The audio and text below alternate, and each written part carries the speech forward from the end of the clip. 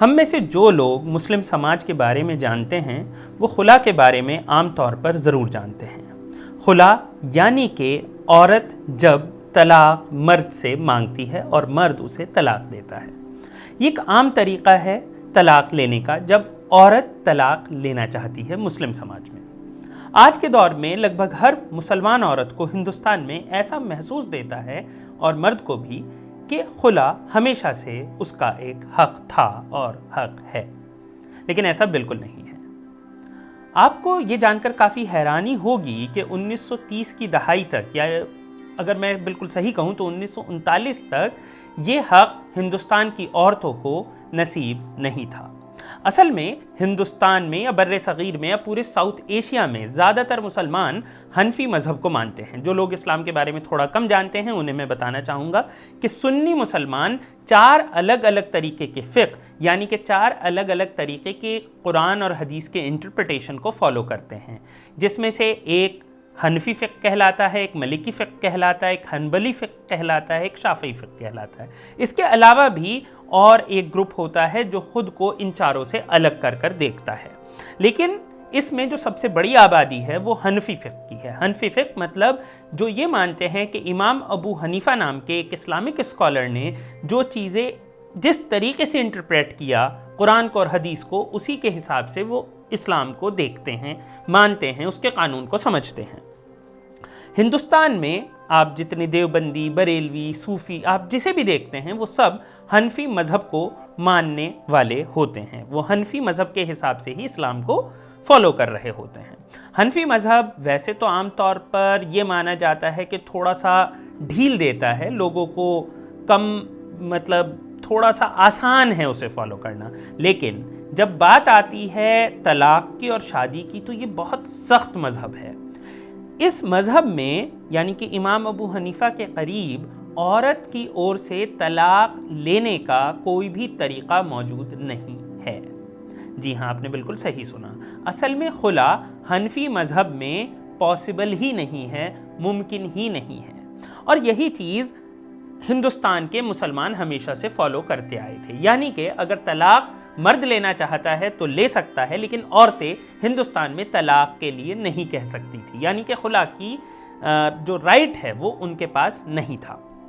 پھر کیا ہوا کہ 1920 کی دہائی میں یا 1910 کی دہائی کے بیچ سے یہ ڈیمانڈ ہونے لگی، بہت سی عورتوں کے رائٹس کے موومنٹس چلے اس زمانے میں، عورتیں بھی تھیں، مرد بھی تھے اس میں، جیسے خیری صاحب تھے، جیسے آپ کے حالی صاحب تھے، یا پھر خود علامہ اقبال نے بھی اس کی بات کی، بیگم جہاں آرا، بیگم ابرو، ان سب لوگوں نے اس کی ڈیمانڈ کی، اس بات کی کہ عورتوں کو بھی خلا کا رائٹ ہونا چاہیے، لیکن علماء اس بات پر بہت کلیئر تھے کہ یہ تو نہیں ہو سکتا کیونکہ یہ ہے ہی نہیں۔ ایسے میں اس زمانے میں ایک بہت ہی مشہور عالم تھے دیوبند سے ریلیٹڈ، مولانا اشرف علی تھانوی۔ انہیں یہ بات بہت سے لوگوں نے سمجھائی تو انہیں بھی یہ بات سمجھ میں آئی کہ مدعا بڑا ہے، وقت کافی بدلا ہے۔ ایسے میں اب ایک چیز ہے جس کی ہم بات کر رہے ہیں، اجتہاد، یعنی کہ جب علماء، کوئی عام انسان نہیں، علماء یعنی کہ جن لوگوں کو قرآن اور حدیث کی نالج ہے، وہ اپنی عقل اس کے ساتھ لگا کر، لاجک اور ریزننگ کے ساتھ کسی چیز کو ایک طریقے سے انٹرپریٹ کرتے ہیں۔ تو انہوں نے دنیا بھر کے جتنے علماء تھے، زیادہ تر بڑے، ان کو انہوں نے خط لکھے، اپنے آس پاس لوگوں سے بات کی اور انہوں نے اس کا کوئی حل نکالنے کی کوشش کی۔ 1931 میں انہوں نے 200 پنے سے زیادہ کا ایک فتویٰ لکھا۔ اس فتوے میں انہوں نے یہ کہا کہ یہ وقت الگ طریقے کا ہے، الگ سوسائٹی کی آج کے وقت میں ڈیمانڈ ہے، اور کئی بار عورتیں ایسی شادی میں پھنس جاتی ہیں جہاں پر کہ انہیں نہیں ہونا چاہیے، اور ان کے نکلنے کا راستہ ہمیں نکالنا ہوگا، اور اس لیے ہم خلا کے جو ملکی مذہب کے حساب سے جو خلا کا طریقہ ہے ہم اسے اپنا سکتے ہیں، یعنی کہ بھلے ہی ہم حنفی ہیں لیکن یہ ایک چیز ہم کسی اور مذہب کی استعمال کر سکتے ہیں۔ اسی کے ساتھ انہوں نے یہ بات کہی، اور جیسے ہی انہوں نے یہ بات کہی، جمعیت علماء ہند جو کہ ایک اگر دیکھا جائے تو دیوبند سے قربت رکھنے والے علماء کی ایک آرگنائزیشن تھی، آزادی کی جنگ میں بھی ان کا بڑا حصہ تھا، اس کے علاوہ سوشل سروس بھی بہت ساری وہ کر رہے تھے، ابھی بھی کرتے ہیں. تو انہوں نے ایک دم سے اس چیز کو پروپیگیٹ کرنا شروع کیا، پمفلیٹس چھاپنے لگے، آرٹیکلز لکھے، کتابیں لکھی، ایک ماحول بنایا. اور اسی زمانے میں جمعیت علماء کے ایک احمد کاظمی نام کے ایک ممبر تھے، ایک عالم تھے جو کہ لیجسلیٹو اسمبلی میں بھی تھے، میرٹھ سے تھے. انہوں نے لیجسلیٹو اسمبلی میں ایک بل پیش کیا کہ مسلمان عورتوں کو خلا کا حق دیا جائے، یعنی کہ قانون کے طور پہ، مسلم پرسنل لاء کے پارٹ کے طور پہ. اور جب انہوں نے یہ رکھا اس پہ بہت ساری بحث ہونے لگی. اور حسین امام ایک کافی بڑے نیتا تھے اس زمانے میں، یہ 1935-36 میں یہ ڈیبیٹ چل رہی تھی. تو انہوں نے اس پر یہ کہا کہ حنفی مذہب یہ ابھی تک رائٹ نہیں دیتا تھا، لیکن علماء نے، جمعیت علماء کے علماء نے، اور خاص طور پہ مولانا اشرف علی تھانوی نے یہ ایک قدم اٹھایا ہے، ایک فتویٰ دیا ہے جس کے بیسس پہ آج ہم یہ بات کہہ سکتے ہیں کہ بھلے ہی وہ ہمارے مذہب کا پارٹ نہیں ہے، لیکن وقت کی ضرورت کو دیکھتے ہوئے اسے اپنایا جا سکتا ہے یا جانا چاہیے. ایسے میں اسے قانون کا درجہ ملنا چاہیے. اسی کے ساتھ وہاں پر یہ ڈیبیٹ ہوئی. یہ ڈیبیٹ کافی دن چلی، لگ بھگ 2-3 سال تک ڈیبیٹ چلی. 1937 میں مسلم پرسنل لاء بنا تھا، اور 1939 میں dissolution of a Muslim marriage act کے نام سے یہ قانون بنا، جس سے بھارت کی عورتوں کو قانوناً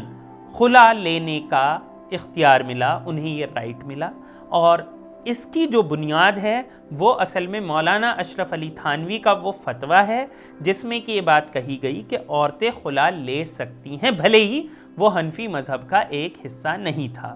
آج جب ہم بات کرتے ہیں، جب خلا کی بات کرتے ہیں، یا جب آپ مسلم سماج میں بات کرتے ہیں، اس بات کو کوئی ریئلائز نہیں کرتا، کوئی سوچتا نہیں ہے کہ لگ بھگ 80 سال پہلے تک، 1939 تک ہندوستان میں عورتوں کو یہ حق نہیں تھا. اور یہ حق، اس حق کے لیے علماء نے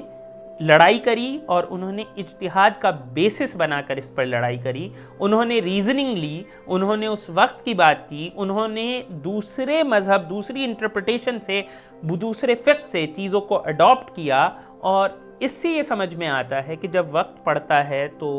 ایک اچھے اسلامک اسکالر، عالم کا جو کام ہے وہ صرف اتنا نہیں ہے کہ کتاب میں جو لکھا ہے ہم صرف اس کی بات کریں، وہ کہیں نہ کہیں یہ بھی ہے کہ اس زمانے میں، اس وقت میں جو سوسائٹی کی ضرورت ہے اس کے حساب سے، قرآن اور حدیث کی روشنی میں، اس سے بنا ہٹے قرآن اور حدیث کی روشنی میں سماج کو صحیح راستہ دکھائے، سماج کے حساب سے بات کریں. یہ نہیں ہے کہ جسے ہم عام زبان میں کہتے ہیں کہ لکیر کا فقیر بن جائیں. اور مولانا اشرف علی تھانوی نے وہ سامنے سے دکھایا، ایگزامپل سیٹ کیا، پوری جمعیت علماء نے اسے بیک کیا، اور آگے چل کر بھارت کے باقی سبھی علماء نے بھی اسے بیک کیا. اور آج آپ دیکھیں، میرے خیال میں کوئی بھی عالم ہندوستان میں ایسا نہیں ہے جو خلا پر انگلی اٹھاتا ہے. تو